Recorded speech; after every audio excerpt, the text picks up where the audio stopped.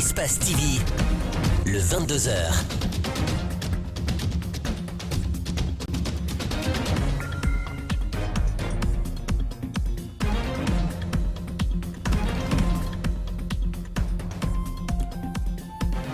Au sommaire de ce 22h, 2 corps sans vie d'albinos retrouvés dans une cour et notre découverte dans une fosse septique jeudi dernier à Lefouredara dans la préfecture de Koya.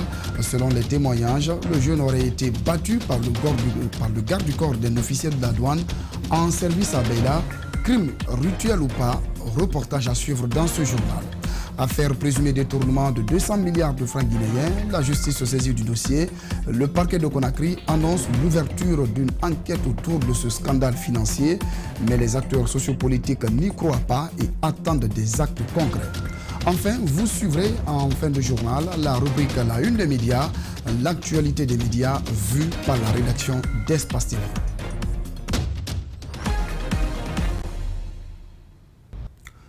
Voilà pour le sommaire de ce journal. Bonsoir à tous et merci de préférer Espace TV pour vous informer.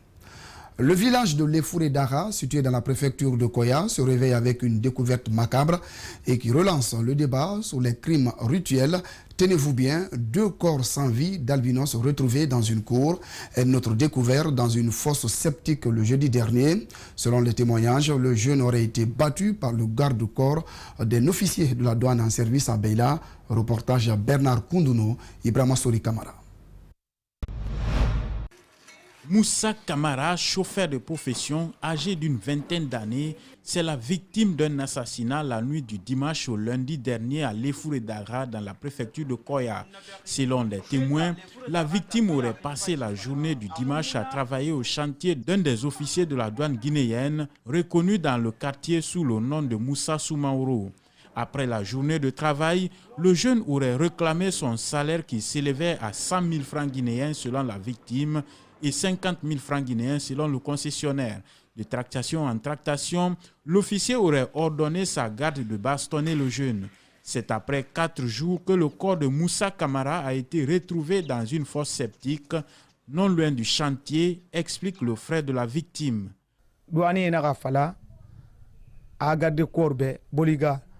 Anega waso aboligar na sabu petit fora ha nana te na rasonon fa anaka kobri fa 50 000 na petit ira amun na neta ko momeri ga kobri dera itan nas ga bangi yaka abarge petit fadi ito barge petit fadi fa enaka petit tungu na 4h 5h le rifa et petit tungu itiga et ça sanyeli kui.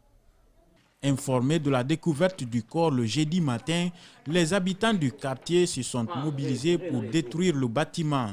Dans cette opération, les jeunes auraient découvert 2 corps séchés d'albinos dans la concession du douanier. Etofa fa dume eto bilem fara sagatale etofa be e boeteri enara barato woton koma sabarife photo nanyiki yi capitaine Soumaoro tiri Femfu keren tiri bebri a tiri ne tagi a photo ne nan tagi.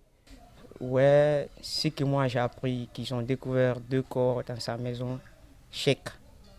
Les corps chèques, c'est ça que moi j'ai appris que les albinos 2. Décédée la nuit du dimanche au lundi, la victime devrait rejoindre Boké le lundi matin où elle avait décroché un contrat dans les mines. L'affaire serait devant la justice et pour l'instant, plusieurs personnes seraient déjà en détention pour des fins d'enquête. Plus de 21 attaques à main armée, des blessés, des téléphones et équipements emportés. C'est le bilan des agressions subies par les boulangers durant les 2 derniers mois. Un cri de cœur de l'Union nationale des boulangers qui a d'ailleurs présenté ce samedi une arme récupérée des mains des présumés assaillants habillés en tenue militaire. Alseni Bari, Lamine Silla, reportage. Cette boulangerie située à la cimenterie a reçu l'attaque de 3 hommes en tenue militaire dans les environs de 3 heures ce samedi. Les assaillants ont tout d'abord demandé aux boulangers de leur remettre des téléphones et de l'argent. Face à leur refus, ils ouvrent le feu. Avec cette arme, s'ensuit une bagarre qui est finalement remportée par les jeunes boulangers.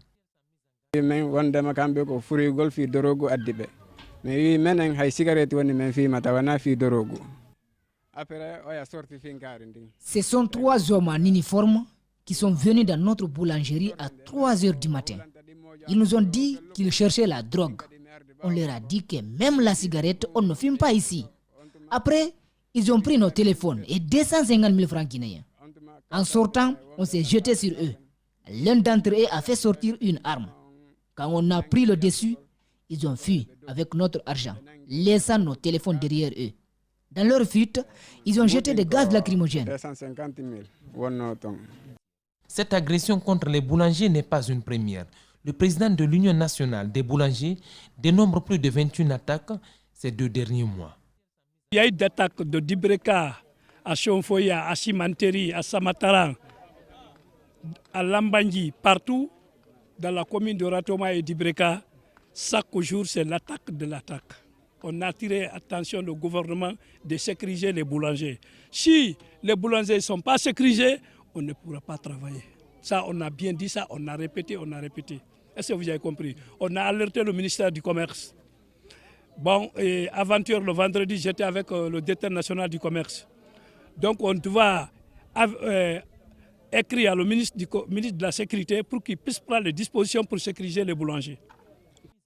Abdoul Sako réitère sa mise en garde. Si les boulangers ne sont pas sécurisés, ainsi que leur lieu de travail, la grève est inévitable. En ce qui concerne cette arme, elle a été remise à la police judiciaire pour des fins d'enquête.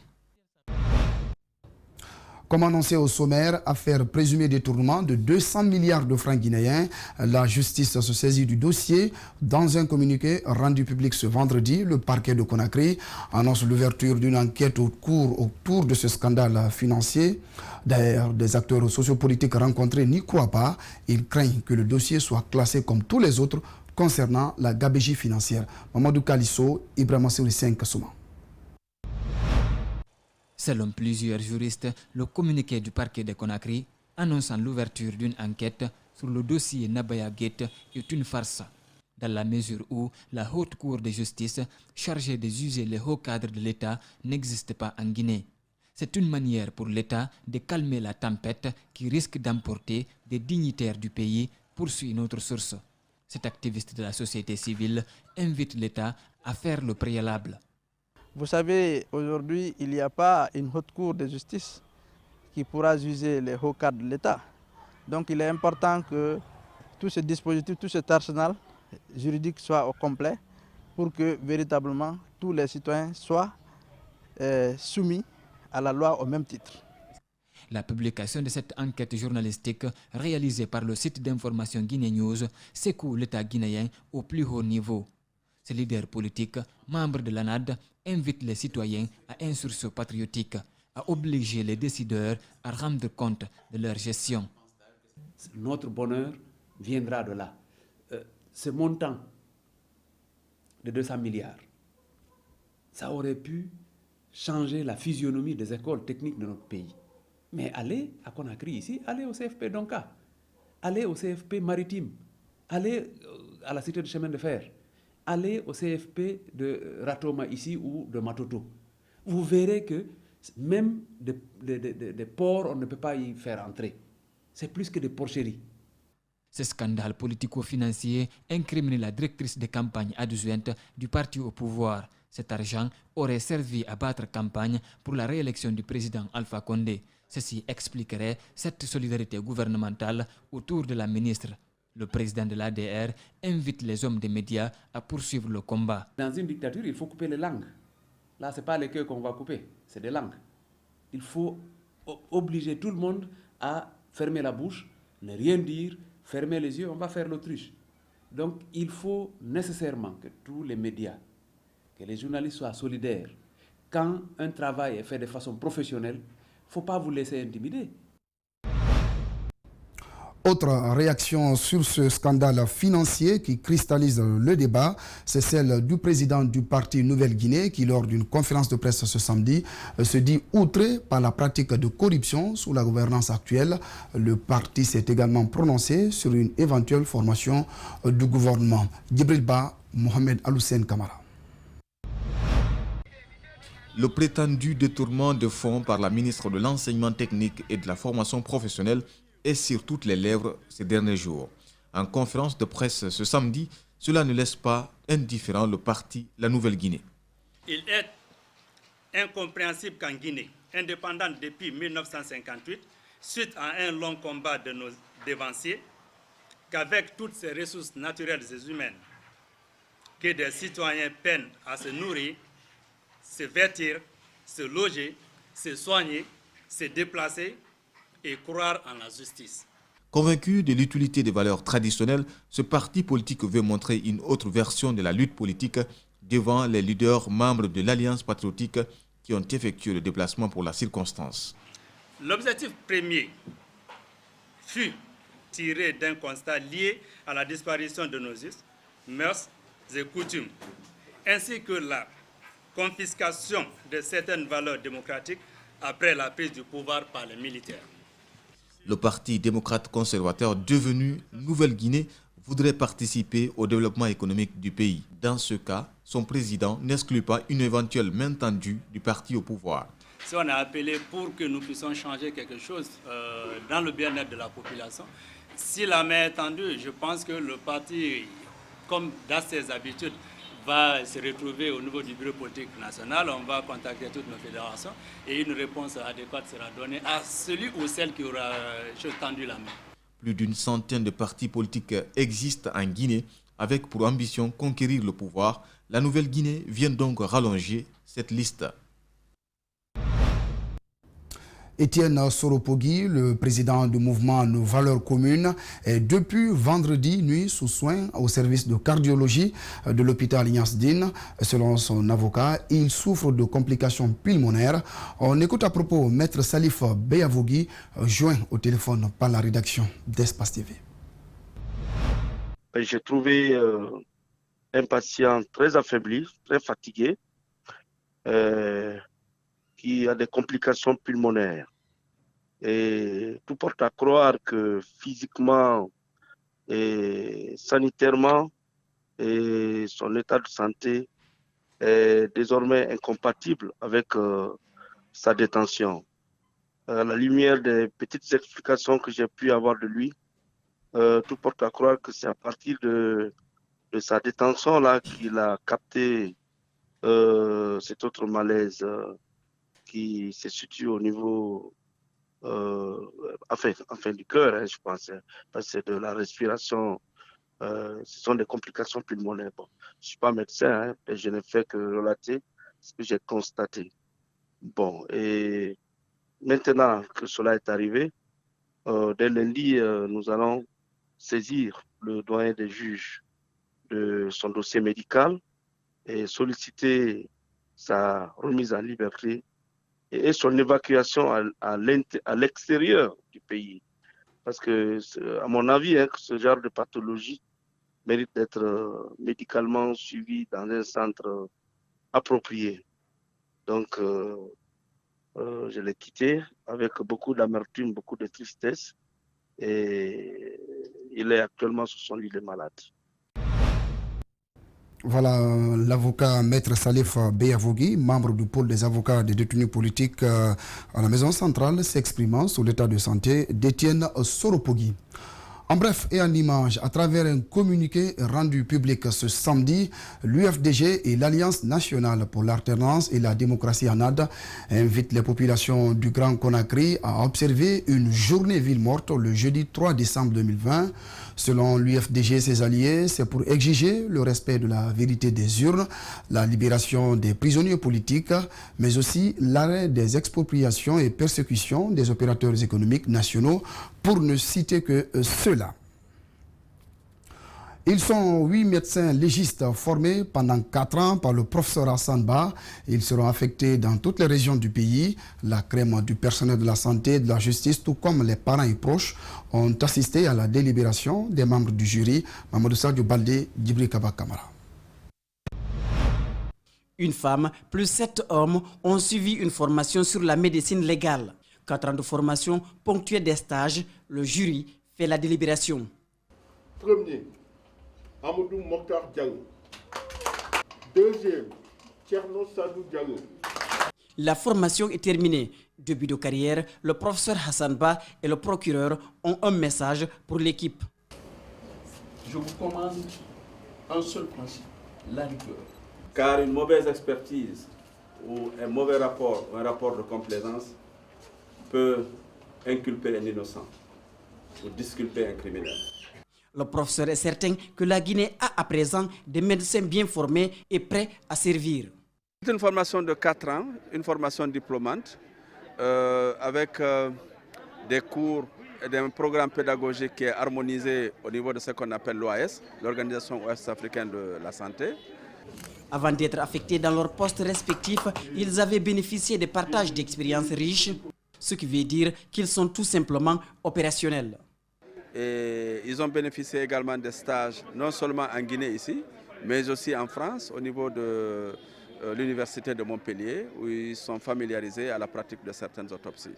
Donc je crois que c'est des jeunes qui sont suffisamment outillés et très bien formés pour être capables de prendre toutes les urgences et toutes les questions médico-légales dans notre pays. Thierno Sadou Diallo, ancien prisonnier, gracié a désormais une expérience personnelle. Aujourd'hui, comme ses collègues, il est prêt à servir. Un de nos maîtres l'a rappelé dans la salle, nous sommes les médecins des juges et les juges des médecins. Beaucoup pensent que c'est une discipline qui s'occupe des cadavres, et non. Il y a la médecine légale clinique qui occupe une place importante aujourd'hui en Afrique et en Guinée. Lorsque vous prenez, la société devient de plus en plus violente. Et les coups et blessures, les cas d'homicide, les cas d'agression sexuelle qui sont récurrentes. Pour qu'un magistrat puisse prendre une décision concernant ces dossiers, il faut obligatoirement un avis médico-légal. Le ministère de la Justice se dit heureux. Il estime que les résultats de leur autopsie aideront à la manifestation de la vérité. De la santé, on passe à l'éducation dans ce journal. L'UNICEF veut le retour massif des enfants scolarisés dans les écoles. Pour cela, l'institution onusienne a lancé vendredi une campagne pour rendre effective cette initiative. Pendant la cérémonie, les organisateurs ont remis des satisfecits à certains médias pour leur implication dans le secteur éducatif. Yene Bemba Koulibaly. 3 millions d'enfants effectuent leur rentrée scolaire après 6 mois d'interruption à cause de la pandémie de Covid-19. L'UNICEF, à travers le gouvernement, a procédé ce vendredi au lancement de la campagne sur le retour des élèves à l'école. Cette situation a perturbé leur apprentissage et bouleversé leur vie, notamment en ce qui concerne les enfants les plus vulnérables et les plus marginalisés. La pandémie a de graves conséquences qui peuvent mettre en péril les progrès durement acquis dans le domaine de l'amélioration de la scolarisation et de la qualité de l'éducation au niveau mondial en général et en Guinée en particulier. C'est pourquoi je lance un appel à tous, parents, communautés, élus, autorités, partenaires techniques et financiers. Mobilisons-nous pour un retour effectif et sécurisé de tous les élèves à l'école et une inscription massive des nouveaux entrants. Dans son intervention, le ministre de l'Éducation nationale et de l'alphabétisation encourage les parents à inscrire leurs plus jeunes enfants au CP1 et à conduire les plus anciens à leurs écoles. Une autre année scolaire débute avec toujours la pandémie dans le monde. Nous devons y faire face avec intelligence, solidarité et respect des mesures barrières. Grâce au président de la République, de son gouvernement et des partenaires du système éducatif, les mesures barrières édictées par l'ANSS et le conseil scientifique sont encore en place. UNICEF veut ouvrir les portes de l'école aux enfants et adolescents non scolarisés en leur offrant des cycles courts d'apprentissage alternatifs, ce qui est nécessaire pour briser le fardeau des inégalités dans l'éducation et dans les économies africaines. Les organisateurs ont par ailleurs décerné un satisfecit au groupe ADAFO pour son implication et son accompagnement des initiatives du Fonds des Nations Unies pour l'enfance. Direction l'intérieur du pays, après 6 mois de formation en soudure au CFP de Bokeh, 15 jeunes de la commune rurale de Douprou, dans la préfecture de Bofa, ont reçu ce mercredi leur diplôme à Koukoundé. Cette initiative de la société minière Bel Air Mining vise à pousser les jeunes de cette communauté à se prendre en charge. Reportage Salifo Lifo Sissé, Fodé Omar Kamara. Ils sont au total 15 jeunes qui ont bénéficié de cette formation de 6 mois avec une durée de 700 heures de cours théoriques et pratiques au CFP de Bokeh. Le directeur des ressources humaines de la société minière Bel Air Mining décline les raisons de cette formation. L'objectif premier de cette formation est de donner une opportunité aux jeunes issus de cette communauté à se prendre en charge eux-mêmes, en leur donnant une formation spécifique dans le métier de soudure. Donc comme vous le savez, l'industrie aujourd'hui est caractérisée par plusieurs métiers, dont un des phares des métiers, c'est le métier de soudure. Donc ce métier est très important pour nous et nous estimons qu'en accompagnant les jeunes dans ce métier, ils pourront dans le futur se prendre en charge. Le porte-parole des jeunes apprentis se réjouit de cette nouvelle compétence. Pour lui, cette nouvelle aventure de sa vie doit le permettre de s'auto-employer en créant sa propre entreprise de soudure. Nous, surtout moi, je vais en tout cas chercher à ouvrir mon propre atelier et faire mon travail. Je vais en tout cas être auprès de bonnes personnes qui peuvent m'aider à ouvrir mon propre atelier. Si BAM n'arrive pas à nous engager, s'il nous engage aussi, c'est une bonne chose pour nous. C'est ce que nous souhaitons quand même. Mais au cas contraire, moi surtout, je vais tout faire pour ouvrir mon propre atelier, quoi. Le directeur chargé de stage au CFP de Bokeh a exprimé sa gratitude à l'endroit des formateurs et les partenaires financiers. Les apprentis ont eu vraiment à suivre une bonne formation avec nos formateurs de la chaudronnerie qui sont vraiment déployés pour une formation qualifiante. Ils peuvent se former en groupement d'associations pour pouvoir vraiment subvenir à leur fin, trouver en tout cas des revenus pour leurs familles respectives. Donc ça a été une bonne formation. Pour le préfet de Boffa, cette initiative de la société BAM n'est pas une première depuis son implantation dans la zone. Il a invité les communautés directement impactées par l'entreprise à plus de responsabilités. Aujourd'hui, on a certains jeunes de la communauté qui sont en Côte d'Ivoire aujourd'hui pour apprendre les techniques dans le bateau, comment faire travailler dans les navires. Aujourd'hui, si ces éléments-là sont devant nous aujourd'hui, nous devons commencer par les remercier, les féliciter. Ensuite, dire à la communauté de prôner la paix. Si le président de la République a dédié son mandat aux jeunes et à l'employabilité, BAM est en train d'œuvrer dans ce sens. L'Institut professionnel du peuple IPP se met au service des élèves professionnels désireux d'apprendre un métier pratique. Les études basées surtout sur la pratique et adaptées au marché de l'emploi représentent une opportunité. L'Institut tisse un partenariat avec des entreprises dont les moulins de Conakry, JMC, Mamadou Sadio Baldé, Abdoulaye Kamara. Il y a des défis à relever, bien sûr, mais le bon comportement peut conduire un étudiant diplômé à avoir un débouché. En venant au Grand Moulin de Conakry, Mamadou Diallo, diplômé en transit international, sait que l'Institut professionnel du peuple y est pour beaucoup. De la classe, il a rejoint un service au sein duquel il applique avec rigueur et encadrement les notions théoriques apprises durant son cursus. Déjà, il commence à se familiariser avec son environnement immédiat. Pour que les 5 stagiaires soient là, il a fallu un partenariat entre les Grands Moulins de Conakry et l'Institut professionnel des peuples. Les jeunes d'aujourd'hui, la Guinée de demain. On leur donne des petites responsabilités, on les implique, il faut qu'ils soient actifs. Il faut qu'ils sortent un petit peu de leur zone de confort. Et c'est nécessaire de faire des stages, ça fait aussi une émulsion de la jeunesse, de la vie, c'est très important. Et puis on vise demain. Le partenariat est gagnant-gagnant. L'entreprise facilite la formation des étudiants. En retour, l'Institut va constituer une base de données pour elle à chaque fois que le besoin en ressources humaines se manifeste. Et donc, au besoin, nous nous référons à ces bases de données pour voir par rapport aux qualifications des différents stagiaires passés chez nous, pour les mettre à l'épreuve à nouveau. Et je suis sûr que de ce partenariat-là découlera pas mal d'opportunités. La grandeur et la performance de l'Institut professionnel de peuple résident dans la spécialisation en essayant de concentrer son énergie sur l'essentiel, conseille le directeur des Grands Moulins de Conakry. Il vaut mieux être un peu spécialisé que couteau suisse. Quand on fait tout, on ne fait rien. Donc peut-être plus spécialiser les gens pour que ça réponde mieux aux besoins.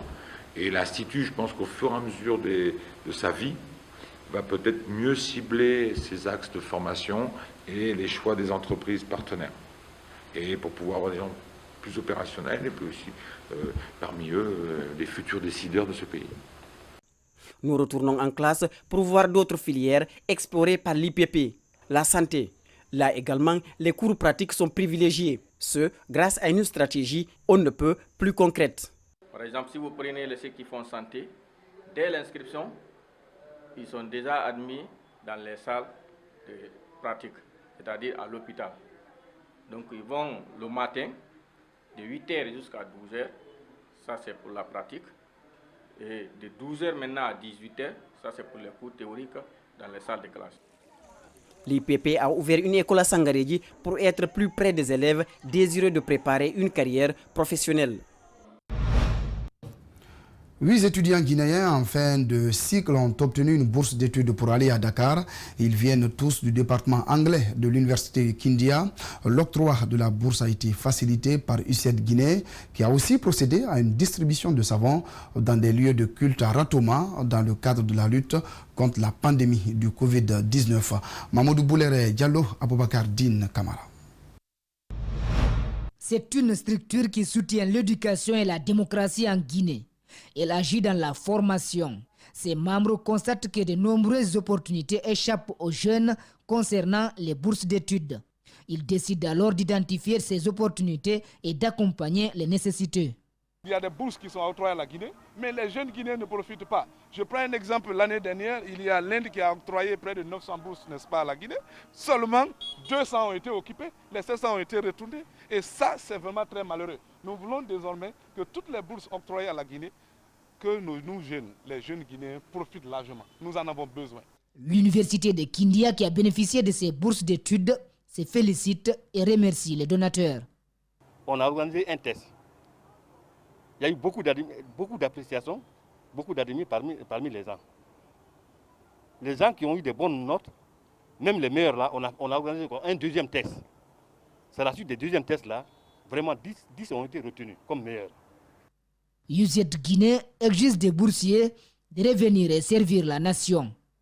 Les lauréats sont d'accord avec ce principe. Et bien sûr, respecterai cet engagement de venir, n'est-ce pas, enseigner dans les universités comme prévu par l'ONG. Avant cette cérémonie, la structure avait formé 25 jeunes dans divers métiers, notamment en saponification. Ce samedi, une bonne quantité de cette production a été distribuée dans des lieux de culte de Ratoma. Merci pour la participation à la formation des jeunes, puisque ce que vous offrez, c'est le fruit du travail de vos mains, de l'engagement de votre intelligence. Et si vous distribuez dans les églises, dans les lieux de culte, c'est aussi dire que c'est la force de votre foi qui vous envoie. Vraiment, les choses pareilles comme ça, on a une pandémie, Covid-19. Donc, si vous avez pensé lieu de culte, comme la mosquée ou bien l'église, vraiment, nous n'avons que vous remercier. Terminons ce journal par la rubrique La Une des médias, le prétendu détournement de plus de 200 milliards de francs guinéens par Zenab Nabaya, ministre de l'enseignement technique et de la formation professionnelle. Les journaux guinéens en font leur chou gras. La réaction de l'accusé n'a pas tardé. Voyons tout cela avec Djibril Ba. Bonsoir Djibril. Bonsoir. Le scandale de la semaine est cet exclusif, plus de 200 milliards détournés par une ministre, Alpha Condé en colère, titre Guinée News. Le site d'information rappelle que dans le but de lutter contre la corruption et le détournement des deniers publics, le président de la République a signé un décret le 13 novembre dernier relatif au nouveau formulaire de la déclaration du patrimoine. Quelques semaines plus tard, une commission restreinte a été créée. Suite aux travaux menés par celle-ci, la ministre de l'enseignement technique, de la formation professionnelle et de l'emploi, Zenab Nabaya, a été épinglée pour non-justification de 28 milliards de francs guinéens et plus de 100 milliards de déficit qu'elle a laissé quand elle était DAF au ministère de la Santé. Sans compter les 56 milliards détournés au ministère de l'Agriculture. La ministre incriminée parle dans les colonnes de Guinée 114. Prenez mon poste, mais ne touchez pas à mon honneur. Zenab Nabaya dit qu'elle n'est ni émue, ni ébranlée par cette publication. à la veille du remaniement ministériel qui aiguise les pires appétits et nourrit des tensions mortelles entre d'innombrables ministrables, je sais que jusque sous mes pieds, une course est engagée pour ma succession, semble-t-il, ouverte. Je ne m'en occupe pas, mais mon honneur et ma réputation de femme, si, au prix de ma vie, je les défendrai, il y a le procès des hommes et le tribunal de Dieu. À la une des journaux, affaire 200 milliards de francs guinéens, le gouvernement menace de saisir la justice et la HAC. Selon convergence-gn.com, la justice pourrait être aussi saisie pour identifier à des fins de poursuite judiciaire toutes les potentielles sources de désinformation. Vision Guinée, titre prétendu détournement de plus de 200 milliards de francs guinéens. Le gouvernement prend la défense de la ministre Zénab Nabaya. La Guinée.info, lui aussi, s'en fait l'écho. Entre les lignes du site d'information, Zénab Nabaya défie quiconque de prouver le contraire. Le Nabaya guette une solidarité suspecte et bancale du gouvernement, écrit cet autre journal, Guinée 7. Notre confrère affirme que le Premier ministre Ibrahim Kassoli Fofana, au nom du gouvernement, au lieu de déclarer ouvrir une enquête par ses services où la justice a attrapé le lièvre levé par la presse pour rassurer l'opinion et surtout les bailleurs de fonds dont l'AFD, autrement dit la France, avec laquelle on a maille à partir ces derniers temps, se contente de démentir sans s'appuyer sur des faits mais aussi menacer. Guinée News revient pour dire de ne pas tuer le messager. L'opération main propre que l'exécutif fait miroiter aux Guinéens risque de durer le temps d'une rose si l'on s'en tient du moins à cette conception absolutiste du gouvernement consistant à attiser la peur chez les hommes des médias. À la une, cette semaine, Vision Guinée a traité la démission de Siaka Bari. Ce dernier a expliqué que depuis 3 mois qu'il a forgé son constat afin de prendre une décision. Avec le même site d'information, Makanera dit que Siaka Bari est l'homme le plus incohérent du monde. Il poursuit pour dire, à l'écouter, si les principaux partis de l'opposition ne sont pas représentés à l'hémicycle, ça veut dire que l'Assemblée ne représente pas le peuple de Guinée. Mais avant d'aller aux législatives du 22 mars, il savait que ces gens n'étaient pas candidats. Avant de siéger, il savait que l'UFDG et l'UFR n'étaient pas au Parlement, mais ça ne l'a pas empêché de siéger à y travailler pendant au moins 7 mois. Le président de l'Assemblée nationale prend acte de cette démission et donne des instructions, affiche à sa une. Guinée 114, l'honorable Amadou Damaro Camara a demandé à ce que le député démissionnaire soit immédiatement remplacé par son parti politique conformément aux dispositions du règlement intérieur de l'Assemblée nationale. De toutes les façons, j'ai du mal à m'accommoder à une Assemblée nationale où un seul parti politique pèse de tout son poids. Lit-on la déclaration de Siaka Bari sur Vision Guinée. Il ajoute que l'Assemblée nationale ne lui convenait plus et la convenance ne se discute pas. C'est une assemblée monocolore. La couleur de l'assemblée n'est pas à son goût. Voilà, merci à Djibril Ba, c'est la fin de ce journal. Merci pour votre aimable attention. Il a été réalisé par Mamadou Sadio Baldé. Rendez-vous sur notre site d'information si vous souhaitez revoir ce journal, espacetvguinée.info. Excellente soirée à tous sur Espace TV.